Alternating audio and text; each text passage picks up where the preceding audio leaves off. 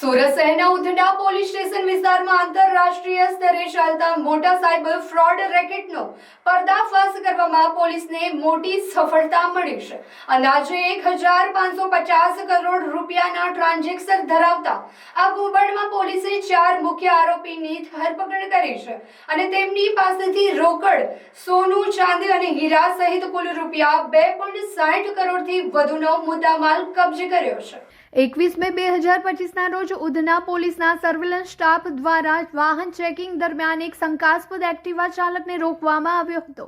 તેની તપાસ દરમિયાન મોટી સંખ્યામાં bank accounts, kits, sim cards અને દસ્તાવેજો મળી આવ્યા હતા। ઊંડી તપાસ કરતા જણાવાયું હતું કે આ ગેંગ નિર્દોષ નાગરિકોને લાલચ આપી તેમના નામે કરંટ એકાઉન્ટ ખોલાવતી હતી અને તે એકાઉન્ટ્સનો ઉપયોગ આંતરરાષ્ટ્રીય સાયબર ક્રાઇમના નાણાં ટ્રાન્સફર કરવા માટે કરવામાં આવતો હતો। નાણાંનું USDTમાં રૂપાંતર આરોપીઓ સાયબર ફ્રોડ દ્વારા મેળવેલા નાણાં અલગ અલગ બેંક એકાઉન્ટ્સમાં મંગાવતા હતા। ત્યારબાદ આ નાણાં રોકડ ઉપાડી આંગળીયા પેઢી મારફતે ફેરવવામાં આવતા અને છેવટે તેને USDTમાં કન્વર્ટ કરી આંતરરાષ્ટ્રીય ગેંગને મોકલી આપવામાં આવતા હતા। અત્યાર સુધીની તપાસમાં અંદાજે 164 જેટલા બેંક એકાઉન્ટ્સ મળી આવ્યા છે। પકડાયેલા આરોપીઓમાં અબ્દુલ રબ અબ્દુલ કાદિર ચામડિયા રહેઠાણ અડાજણ પાટિયા સુરત, અમિતભાઈ જગદીશભાઈ ચોકસી રહેઠાણ સંગ્રામપુરા સુરત, ચિરાગભાઈ ઉર્ફે ચાર્લી નાગજીભાઈ સુતરિયા રહેઠાણ ડભોલી સુરત,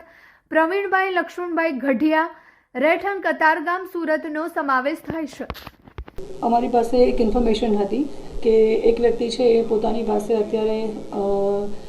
બેંકની ચેકબુક, પાસબુક, પોતાના બેંકના ડિટેલ્સ અને એક મેમોરેન્ડમ એટલે કે પાર્ટનરશિપની ડીડ લઈ અને જઈ રહ્યો છે અને આ જે બેંકના ખાતા છે એ પોતે સાયબર ફ્રોડમાં યુઝ કરે છે અને સાયબર ફ્રોડમાં જે રીતે અત્યારે આપણે જોઈ રહ્યા છીએ કે ડિજિટલ અરેસ્ટ કરવું અથવા તો ગેમિંગના નામે જે ફ્રોડ કરી અને પૈસા લે છે એ પૈસા નાખવા માટે થઈ અને જે બેંક એકાઉન્ટ્સની જરૂર પડે છે એ બેંક એકાઉન્ટ્સ ખોલવા માટેનું કામ આ વ્યક્તિ કરી રહી છે। જે આધારે પોલીસ ઇન્વેસ્ટિગેશન્સ કર્યું, અમે એ વ્યક્તિને લઈ આવ્યા અને ઇન્વેસ્ટિગેશન્સ દરમિયાન એની પાસેથી ઘણા બધા બેંકના ખાતાઓ પણ મળેલા હતા। એની જે મેઇન આરોપી છે જે અમે અટક કરેલા છે, અગાઉ 25 જેટલા આરોપી અટક કરેલા છે, જેમાં એક કિરાત જાદવાણી કરીને પણ છે। કિરાત જાદવાણી જે મેઇન આરોપી છે એની ઓફિસનું જે સર્ચ અમે કર્યું એ વખતે અમને 164 જેટલા અલગ અલગ બેંકના કરંટ અને ખાતા મળેલા હતા, જેમાં એ લોકો બેંકના એમ્પ્લોઈઝને, કર્મચારીઓને પણ સાથે રાખી અને ગુમાસ્તા ધારા વગર પણ દુકાન ખોલવી, દુકાનના ફોટોગ્રાફ્સ લેવા, ખોટા ફોટોગ્રાફ્સ બનાવવા અને એના આધારે બેંકમાં એક ખાતું ખોલાવવું, બેંકમાં ખાતું ખોલાવી અને એક આખી લિંક જનરેટ કરવી, API લિંક પણ જનરેટ કરવી અને એ લિંક જનરેટ કરી અને ખાતું ખોલાવી અને જે સાયબર ફ્રોડના નાણાં છે એ ખાતામાં પડતા હતા। જે વખતે જે આ ખોટી રીતે દુકાનની ઓળખ ઊભી કરવી, ખોટા ડોક્યુમેન્ટ્સ બનાવવા, એના માટેના પણ જે સાથ સહકાર આપેલા હતા એ આરોપીને પણ અમે અગાઉ અટક કરેલા છે। બેંકના 8 કર્મચારીઓને પણ અમે અટક કર્યા છે, કારણ કે બેંકની કર્મચારીની સંડોવણી વગર આ સાયબર ફ્રોડના નાણાં એ ખાતામાં પડે એ શક્ય જ નહોતું। આખી લિંક એસ્ટાબ્લિશ થઈ અને જે બેંકના ખાતા ધારકો છે, જે વ્યક્તિ પોતે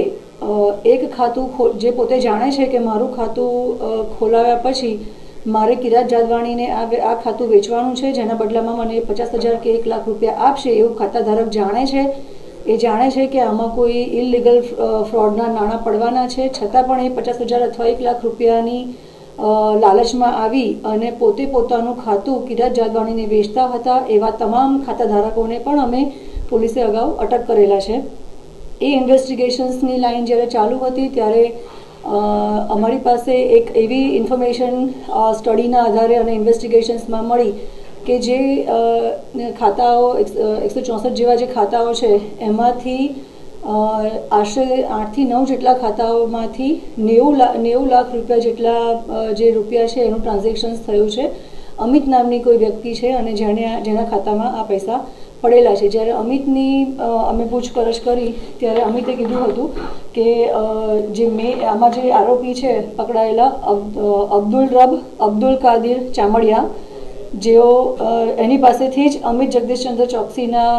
એના અને એના પિતાના ખાતામાં આ 90 લાખ રૂપિયા ગયેલા હતા. જેમાં અમે અમિત જગદીશચંદ્ર ચોકસીની પણ ધરપકડ કરી છે અને જે આરોપી છે અબ્દુલ કાદિર ચામડિયા કે જેણે 90 લાખ રૂપિયાનું મ્યુલ એકાઉન્ટ્સમાંથી ટ્રાન્ઝેક્શન્સ અમિત જગદીશચંદ્ર ચોકસી અને એના પિતાના ખાતામાં કર્યું છે, એ બંનેને અમે અટક કર્યા છે. આની જ્યારે અમે ઇન્ફોર્મેશન લેતા અને ઇન્વેસ્ટિગેશન્સ કરતા હતા ત્યારે આરોપી જે અબ્દુલ કાદિર ચામડિયા છે એણે બીજા એક હવાલાથી પણ યુએસડીટી ટ્રાન્સફર કરેલા છે, જેનું નામ છે ચિરાગભાઈ ઉર્ફે ચાર્લી નાગજીભાઈ સુતરિયા. એના ત્યાં કામ કરતા પ્રવીણભાઈ લક્ષ્મણભાઈ ગઢિયા જેઓની પણ અમે અટક કરેલ છે અને યુએસડીટીમાં એ લોકો ત્યાં આ જે પૈસા મ્યુલ એકાઉન્ટ્સમાંથી સાયબર ફ્રોડના આવતા હતા એનું એ લોકો યુએસડીટીમાં કન્વર્ટ કરતા હતા. આ રીતે અમે અત્યારે પોલીસને 164 જેટલા બેંકના જે એકાઉન્ટ્સ છે અને એમાંથી 25 આરોપીની જે અમે અગાઉ અટક કરેલી હતી, જેમાં બેંકના ખાતાધારક ઉપરાંત જે લોકો બેંકના કર્મચારી છે એ, જેમણે આખું આ કોન્સ્પિરન્સી રચી છે એ, અને જે પૈસા આવ્યા બેંકના મ્યુલ એકાઉન્ટ્સમાં પૈસા આવ્યા પછી એ પૈસાને ટ્રાન્સફર કરી અને યુએસડીટીમાં જે ટ્રાન્સફર કરવાની આખી એક લાઇન છે, જેમાં અબ્દુલ કાદિર ચામડિયા, અમિત જગદીશચંદ્ર ચોકસી અને ચિરાગ ઉર્ફે ચાર્લી નાગજીભાઈ સુતરિયા અને પ્રવીણભાઈ લક્ષ્મણભાઈ ગઢિયા નાઓની અમે અટક કરેલ છે.